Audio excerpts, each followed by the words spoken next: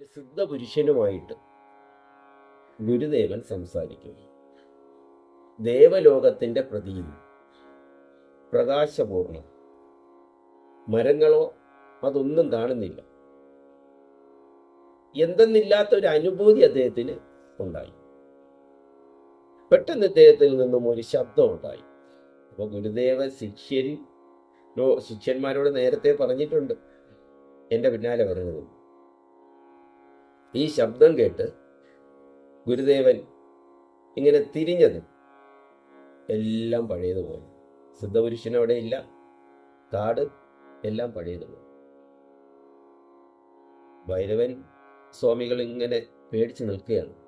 ഒരു ഒറ്റ ചോദ്യം, ഗുരുദേവൻ കണ്ടുമോ? കണ്ടു.